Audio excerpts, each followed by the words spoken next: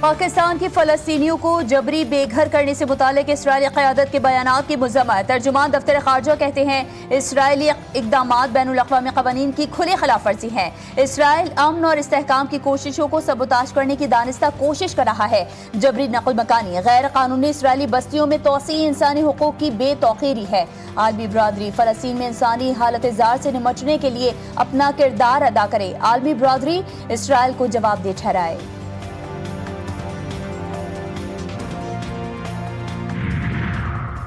کاروباری دباؤ بھارت کو امریکہ سے معاہدے پر مجبور کر دے گا۔ امریکی وزیر تجارت ہاورڈ ڈبلیو لیوٹنک کا بھارت سے متعلق بیان، کہا بھارت معافی مانگے گا اور صدر ٹرمپ سے معاہدہ کرنے کی کوشش بھی کرے گا۔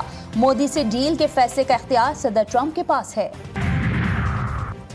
اور راول ڈیم میں پانی کی سطح 1751.80 فٹ تک پہنچ گئی۔ ڈیم کے اسپل ویز کل صبح 8 بجے کھولنے کا فیصلہ، متعلقہ اداروں اور شہریوں کو احتیاطی تدابیر اختیار کرنے کی ہدایت۔ Field marshal Asim Munir, chairman joint chief of staff committee general Sahir Shamshad, naval chief admiral Naveed Ashraf اور air chief marshal Zaheer Ahmed Babar Sidhu کا شہداء و خراج عقیدت۔ ISPR کے مطابق 6 ستمبر 1965 اس بات کی علامت ہے کہ پاکستانی قوم کا عزم کبھی کمزور نہیں پڑا، پاکستانی قوم کا حوصلہ ناقابل شکست ہے۔ آزاد کشمیر بھر میں جشن عید میلاد النبی صلی اللہ علیہ وآلہ وسلم مذہبی جوش و خروش سے منایا جا رہا ہے تاکہ سیرت النبی صلی اللہ علیہ وآلہ وسلم کو اجاگر کیا جائے۔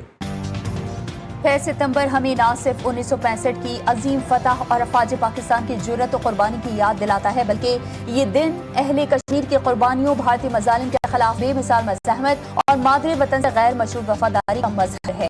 وزیر اعظم آزاد کشمیر چودھری انوار الحق کا یوم دفاع پر پیغام، کہا امثال تاجدار مدینہ صلی اللہ علیہ وآلہ وسلم کے جشن ولادت پر یوم دفاع کا آنا اسے تاریخ کا ایک منفرد روحانی اور قومی باب بنا دیتا ہے۔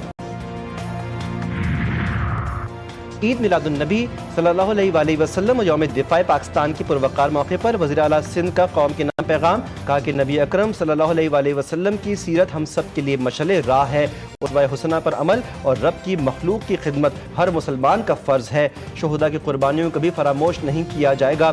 گورنر سندھ کی مزار قائد پر حاضری اور فاتحہ خوانی، میڈیا سے گفتگو میں کہا کہ آج کے دن ہی غیور ماؤں کے بیٹوں نے جان کے نذرانے پیش کیے۔ وزیر اعلیٰ پنجاب مریم نواز کہتی ہیں کہ مورکہ حق میں پاک فوج نے دشمن پر برتری حاصل کر کے اقوام عالم میں لوہا منوایا۔ 1965 کی پاک بھارت جنگ کے برکی سیکٹر میں بہادری اور جرت کی وہ لازوال داستان جہاں واحد نشان حیدر پانے والے میجر راجہ عزیز بھٹی نے دشمن کے مقابلے میں اپنی جان کی بازی لگا دی۔ 6 ستمبر کی صبح نماز فجر کے بعد میجر عزیز بھٹی دوربین کے ذریعے جائزہ لے رہے تھے۔ ہڈیارہ کی جانب دشمن کی پیش قدمی دیکھ کر فوراً فائر کا حکم دیا۔ تابڑ توڑ حملوں سے دشمن کے قدم اکھڑ گئے۔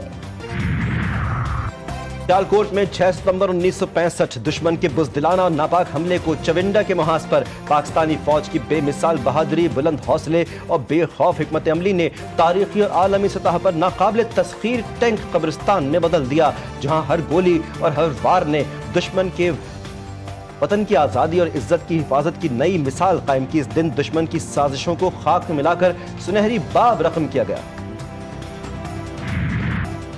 یوم دفاع پر اراکین پارلیمان کا فوج پاکستان کو خراج تحسین پیش۔ پاک فوج نے دشمن کے لاہور میں چائے پینے کے خواب کو چکنا چور کیا، بھارت کا غرور خاک میں ملایا۔ فوجی جوانوں نے اپنے جسموں سے بم باندھ کر دشمن کے ٹینکوں کے پرخچے اڑائے، دفاع وطن کے لیے بے مثال قربانیاں دیں۔ شہداء اور غازیوں کو پوری قوم کا سلام۔ اس بار پاکستان نے 6 جہاز کرائے ہیں فضائیہ نے، اور کوئی جہاز ہمارا ضائع نہیں ہوا۔ ہمارا جو دن ہے یہ پاکستان کی جو افواج پاکستان ہے، جو ایئر فورس ہے، اسے اظہار یکجہتی کا موقع دیتا ہے اور پورے پاکستان جو ہے ایک پلیٹ فارم میں اکٹھے ہیں۔ وزیر اعظم سے فلسطینی صدر ڈاکٹر محمود عباس کے مشیر محمود صدیقی الحباش کی ملاقات۔ شہباز شریف کا فلسطینیوں کے لیے پاکستانی عوام کی غیر مزلزل حمایت کا اعادہ، کہا سفارتی فورم پر فلسطینی عوام کے حقوق کے لیے پوری قوت سے آواز بلند کریں گے۔ محمود صدیقی الحباش نے نیوز کانفرنس میں کہا صہیونی فورسز فلسطینی سرزمین پر قبضہ کرنا چاہتی ہیں، غزہ کو فلسطین سے کوئی جدا نہیں کر سکتا۔